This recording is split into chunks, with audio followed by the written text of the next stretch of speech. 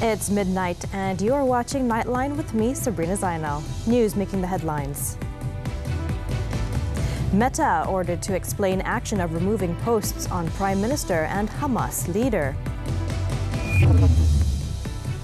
Lawrence Wong sworn in as Singapore's new Prime Minister. And Slovakian Prime Minister in life-threatening condition after assassination attempt.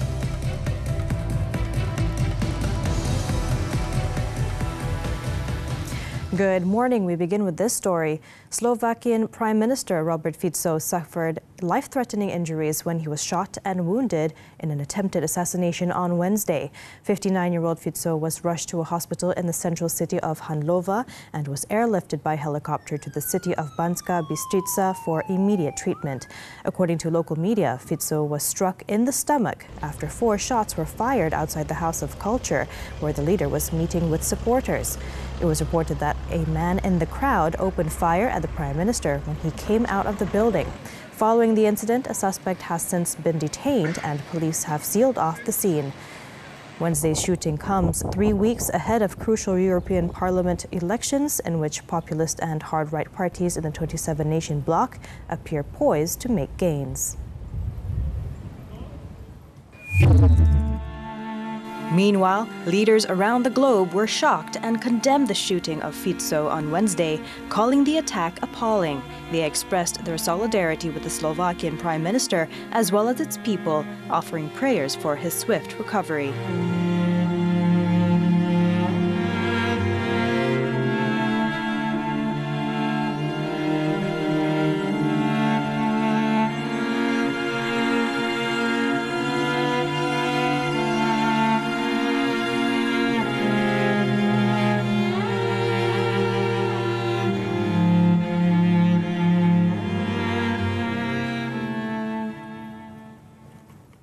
Singapore's Lawrence Wong was sworn in on Wednesday as its first new Prime Minister in 20 years and only its 4th leader since achieving independence. 51-year-old Wong comes from among a crop of so-called 4G leaders, a new generation of politicians that were handpicked by the long-ruling People's Action Party, PAP, to take over the reins of the key Asian trade and financial center. Wong took the oath of allegiance and the oath for due execution of office at the Istana in the presence of the President and Chief Justice Sundaresh Menon. Next to be sworn in were Deputy Prime Ministers Gan Kim Yong and Heng Swee Keat, as well as senior ministers Lee Hsien Loong and Teo Chee Hean.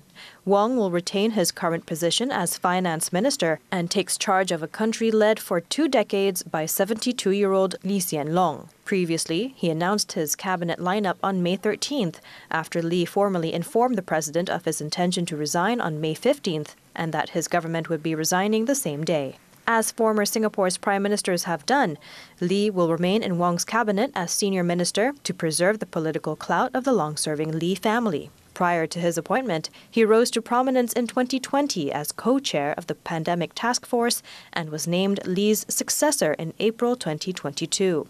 He was then promoted to Deputy Prime Minister and led a high-profile public consultation exercise to chart a social compact between the government and the people on dealing with issues like sustainability, inequality and employment.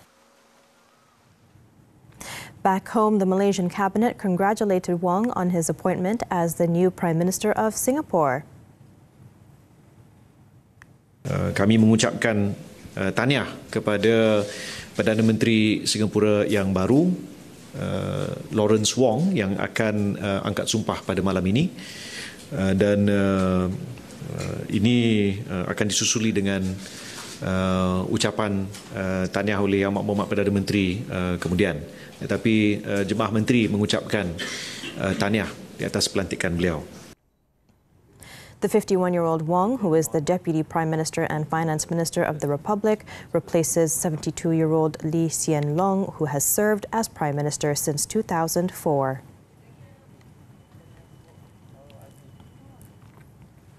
Malaysia and the Kyrgyz Republic affirmed their commitment to increasing bilateral cooperation for the benefit of both countries and their peoples on Wednesday. The affirmation came after Prime Minister Datuk Seri Anwar Ibrahim and Kyrgyz President Sadir Japarov signed a joint statement following a four-eyed meeting at the Ala Archa State Residence in Bishkek, confirming their mutual desire and readiness for comprehensive enhancement of cooperation. Anwar is on a two-day official visit to the Kyrgyz Republic at the invitation of the president. He was earlier accorded an official welcome, during which he also inspected the Guard of Honor. In the joint statement released to the media, both leaders outlined three areas to enhance, namely political cooperation, trade, economic and investment cooperation, and cultural and humanitarian cooperation. Among other points, the leaders emphasized a common commitment to enhancing regional security and acknowledged the importance of joint efforts in addressing challenges and threats such as international terrorism, cyber threats, transnational crime, and illegal drug trafficking. The joint statement also noted that both leaders agreed to recognize the importance of regular and open dialogue between their governments and thus will ensure regular consultations at various levels, including high-level and senior-level meetings, as well as meetings of diplomatic representatives and experts. The government has requested an explanation from Meta Platforms Incorporate Meta regarding its removal of news reports about Prime Minister Datuk Seri Anwar Ibrahim's meeting with Hamas's top leadership on several local media platforms. Communications Minister Fahmi Fadzil said the Malaysian Communications and Multimedia Commission, MCMC, had sent a letter to Meta seeking clarification on the matter. According to Fahmi, two media organizations reported that their posts about Anwar's meeting with Hamas on their social media accounts had been removed, while another reported that its Facebook account had been deleted. Fahmi said that a review of the removed posts by the three media outlets revealed that they were not harmful, as claimed by Meta. Sebagai Menteri Komunikasi, saya kecam tindakan pihak Meta untuk menurunkan artikel ataupun posting daripada media. Dan apatah lagi kerana ini adalah pelaporan tentang lawatan rasmi yang amat berhormat Perdana Menteri ke Qatar dan pertemuan dengan sayap politik sebuah organisasi, bukan sayap militan ataupun sayap militeri. Fahmi, who is also the spokesperson for the unity government, spoke to the media after the cabinet's weekly meeting on Wednesday. The minister also said that he would also personally send a letter to Meta to seek an explanation because the US-based information technology company's move had disrespected media freedom. Prime Minister Datuk Seri Anwar Ibrahim has ordered the planting of 100 trees for every unnecessary tree that is felled in the city. In his social media post, Anwar said he has issued this instruction to Kuala Lumpur Datuk Bandar, Datuk Seri Kamarul Zaman Mat Saleh. Anwar was responding to a media report which quoted the minister in the Prime Minister's Department for Federal Territories, Dr. Zaliha Mustafa, on the action taken by Kuala Lumpur City Hall, DBKL, in the wake of a huge tree getting uprooted and falling across a road during a thunderstorm recently, resulting in the death of a motorist. According to Dr. Zaliha, DBKL has been instructed to promptly fell trees at risk of getting uprooted following that incident. She was also quoted as saying that DBKL had been told to improve the shade tree management plan and to develop new guidelines pertaining to aging or high-risk trees, which is expected to be completed by July to ensure similar incidents do not recur. Two senior officers with a statutory body were being held by the Malaysian Anti-Corruption Commission, MACC, on suspicion of misappropriating development funds from the Finance Ministry. According to a source from the anti-graft agency, the duo, in their 50s, are believed to have transferred part of the ministry's 1.2 billion ringgit funds to contractors and negotiators for purposes that did not relate to the development's cost. The source said that misappropriation of funds was very serious, seeing that it involves government allocations. The suspects were remanded for 4 days beginning on Wednesday to facilitate investigations. MACC Investigation Division Senior Director Datuk Seri Hishamuddin Hashim has confirmed the arrest, saying the case is being probed under the MACC Act 2009 for abuse of power.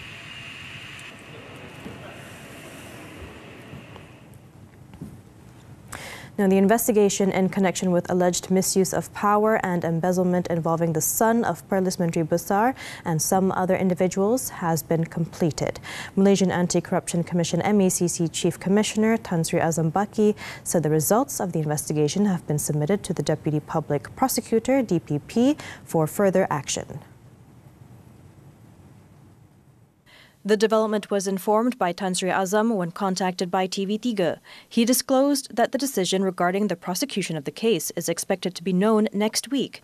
Previously, the Menteri Besar's son, Shukri Ramli, was released on MECC bail on April 26th, along with 4 other individuals who were also detained to assist in the investigation of the alleged false claim of 600,000 ringgit. They were detained to assist in the investigation of falsification of documents involving infrastructure development projects such as repair, maintenance, supplies and services throughout Perlis since 2022. In a related development, Azam has denied allegations that there are 5 Perlis Legislative Assembly members who will be detained by the MECC to assist in the investigation of the case.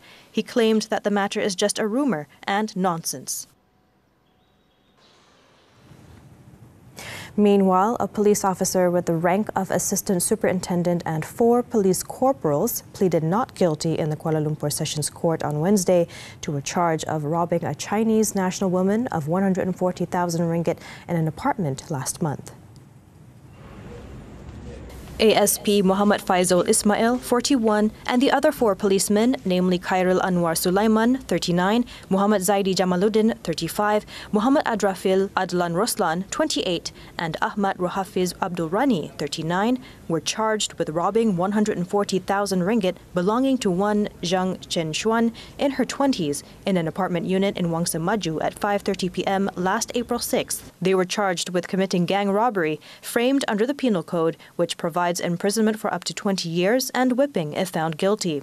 Judge Hamidah Muhammad Deril allowed the 5 accused bail of 8,000 ringgit with 1 surety each. The court fixed June 20th for mention. Coming up, Indonesia set to ratify changes to controversial top court. Don't go away. Malaysia hari ini sepanjang minggu. Istimewa Hari Ibu, hargailah jasanya. Terima kasih, Ibu tersayang. Jujur dalam perniagaan, fahami etika berniaga. Isu jalan raya berlubang, ketahui hak anda sebagai pengguna jalan raya. Juga bersama guru-guru hebat, kita raikan Hari Guru Kebangsaan. Segmen soal wang. Bagaimana kita menguruskan hutang, gali lubang, tutup lubang. MHI, Isnin hingga Jumaat juga stream melalui Tonton.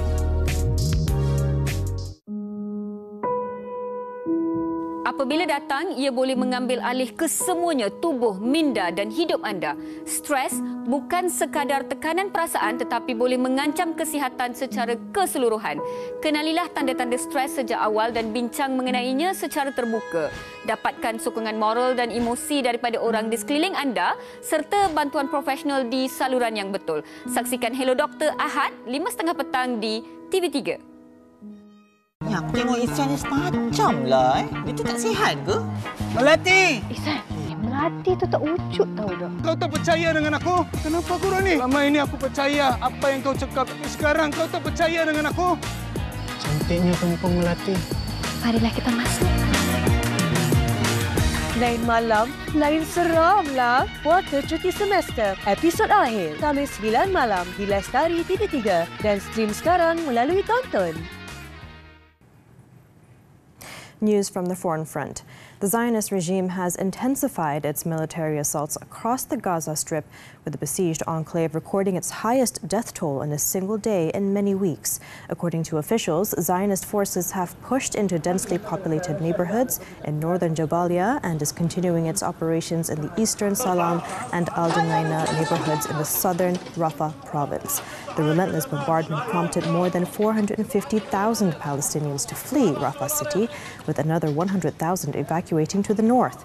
In Gaza City, the regime has also waged a series of deadly air attacks, killing 10 displaced people sheltering in the UNRWA facility and killing at least 6 others in strikes on apartments. At least 20 Palestinians were also arrested by the Zionist forces in raids throughout the occupied West Bank. Gaza's health ministry said at least 82 Palestinians have been killed in the past 24 hours during constant Zionist air attacks. Indonesia is set to pass a revision to its constitutional court law, ushering in changes that legal experts claimed will threaten the independence of the judiciary in the world's third largest democracy. The proposed amendment will reduce the tenure of justices from 15 to 10 years and require those who have served more than 5 years to obtain approval from appointing institutions to continue their tenure. The revision also includes changes to the composition of the Ethics Council that oversees the court, proposing the addition of the president and members of the parliament and Supreme Court.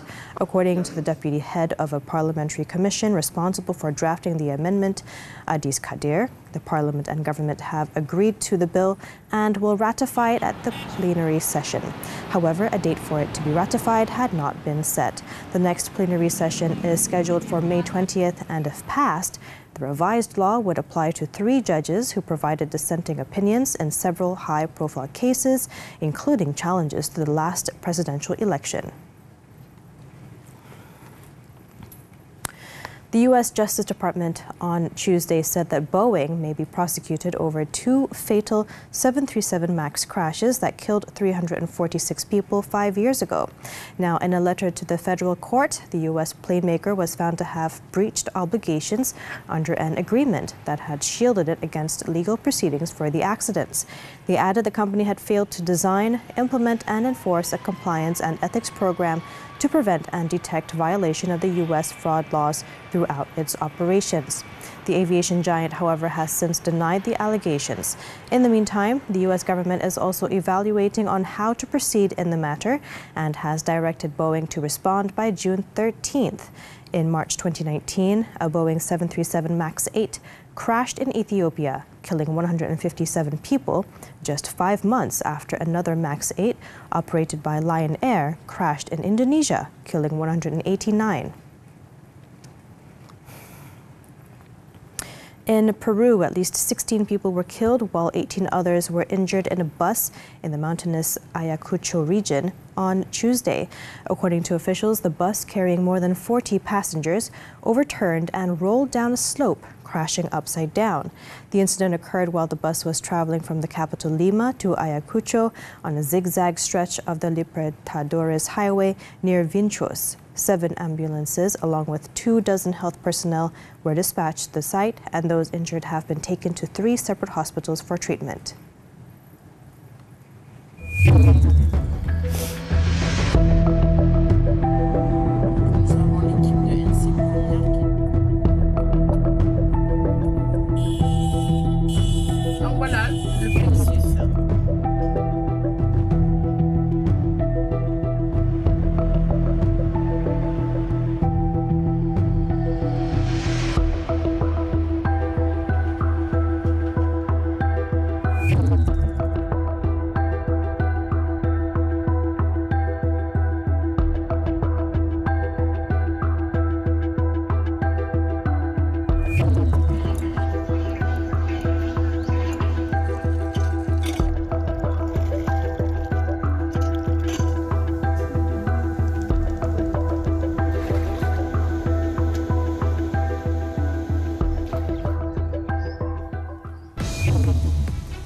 Promising start for Malaysia in Thailand Open. Sports after this short break.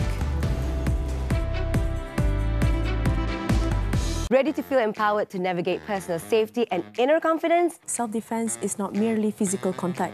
It's 90% mindset. Role modeling is a concept that's extremely important. If you can see it, you can be it. There are 4 important elements. We have awareness, alertness, avoidance, and focus. Our role as adults or as parents is to prepare them to get into this unfortunate big bad world out there. Unfortunately, the reality today is that we've got to start much earlier. TV3, stream now on Tonton. Janganlah stres sangat, kan dah hari Jumaat. Jomlah tengok dulu telefilm 10 malam di TV3. Nak balik kampung, 3 Mei. Dari hatiku ke hatimu, 10 Mei. 3 Dara Pinggiran, 17 Mei. Lelaki kelas sebelah, 24 Mei.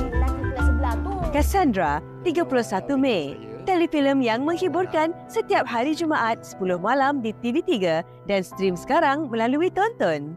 Tugas Rita adalah untuk menyelesaikan masalah cinta. Tapi dia pula yang bertemu jodoh. So you guys ada tak staff yang boleh tolong I? Bukan satu, tapi dua. Aku ni sebenarnya dah lama tau tak pergi dating. Z tu kan ada suka kat kau. Lepas tu kau boleh pula keluar ni Iskandar. Sambut panggilan cinta ini di Hello Jodoh mulai 17 Mei, Khamis hingga Sabtu 9 malam. Terbaharu di Lestari TV3 dan stream sekarang melalui Tonton. Sports now, badminton, the 2024 Thailand Open. National men's singles shuttler Li Zijia started his campaign on a winning note after defeating China's Li Lanxi in the opening round on Wednesday evening. The world number 10, who won the 2022 edition, avoided a first-round banana skin when he edged world number 33, Lan Shi, 21-17, 23-21. The former All-England champion will face Jun Hyuk Jin next for a place in the quarterfinals. Another homester, Leong Junhao, came back from a set down to beat Taiwan's Su Liyang 14-21, 21-15, 21-17 in a match that lasted over an hour. The world number 37 will face Kunlavut Pititsan of Thailand next. In the men's doubles event, Chung Hun Jan Muhammad Haikal Nazri needed only 32 minutes to clinch a 21-16, 21-11 victory over Scotland's Christopher Grimley and Matthew Grimley. Joining them were Yap Roy King and Wan Arif Junaidi. Despite losing the first set, 16-21, the national pair crawled their way back to defeat sixth-seeded Lu Qingyao Yang Pohan 21-3, 21-16. On to tennis, the 2024 Italian Open. American Tommy Paul upset defending champion Daniil Medvedev in straight sets on Wednesday to advance into the quarterfinals.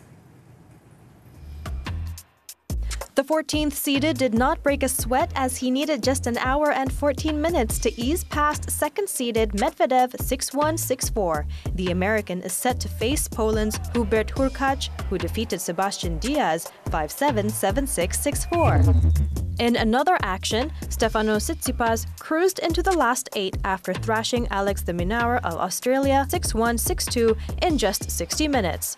The three-time Monte Carlo Masters champion will take on Nicolas Hari of Chile for a place in the semis. Earlier, Hari had to fight tooth and nail before beating France's Alexandre Muller 7-5, 6-3 in 1 hour and 35 minutes. The win secured his third ATP Masters 1000 quarter-final and his first on clay. In the women's category, Coco Gauff earned her first top 10 win of the season after beating 7th-seeded Zheng Jinwen 7-6, 6-1 in their last 8 clash on Wednesday. The American is set to face world number 1 Iga Swiatek next for a place in the final. Earlier, two-time champion Swiatek swept aside former finalist Madison Keys 6-1, 6-3 to advance into the last 4. It was the same result and scoreline Swiatek achieved against Keys in the Madrid semi-finals 2 weeks ago. The Polish is aiming to win her 4th title this year, having already won the Qatar Open, Indian Wells and the Madrid Open. Still to come, 3 killed after lorry plunges into ravine.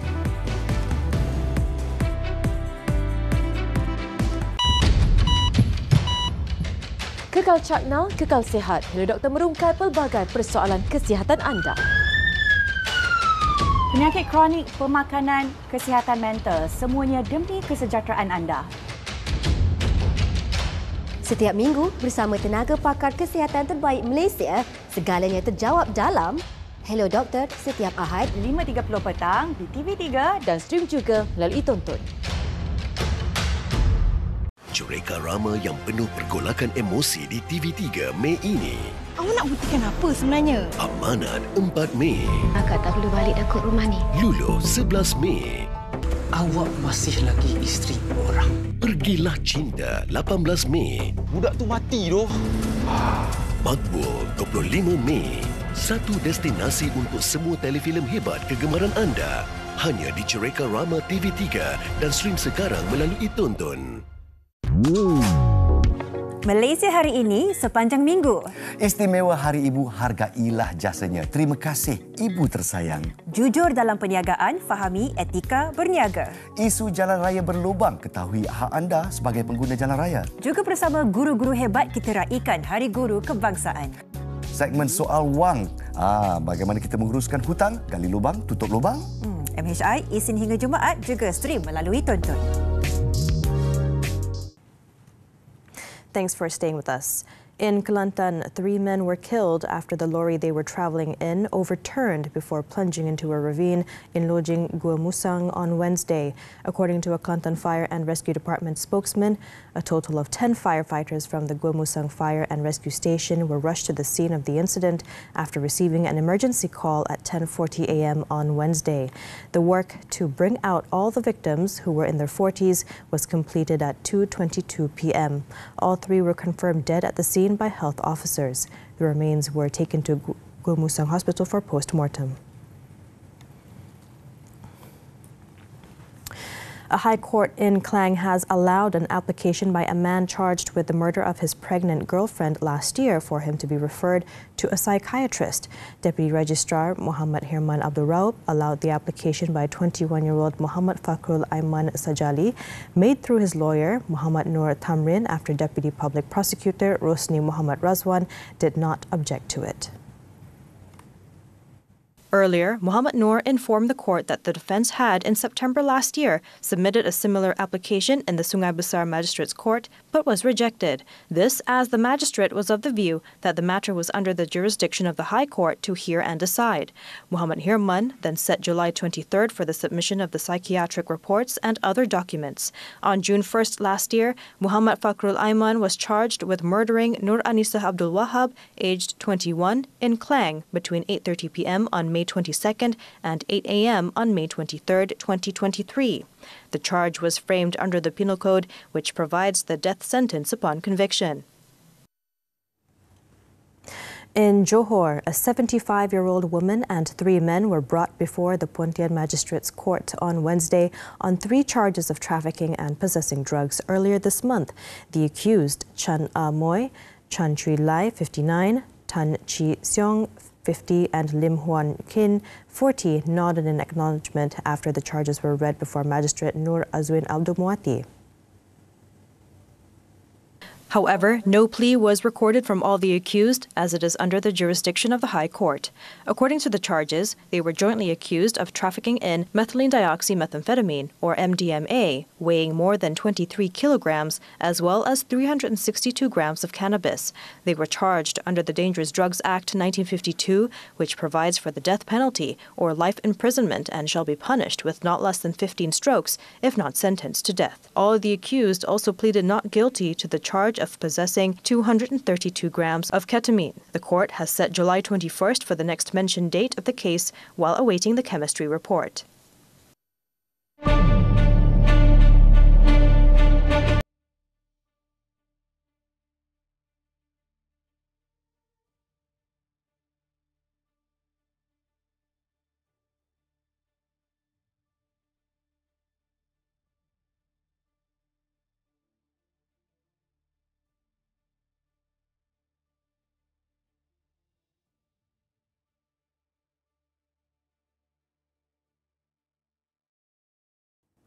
As we wrap up Nightline this time around, let's take a look as Austrian skydivers complete the world's first wingsuit flight through London's Tower Bridge.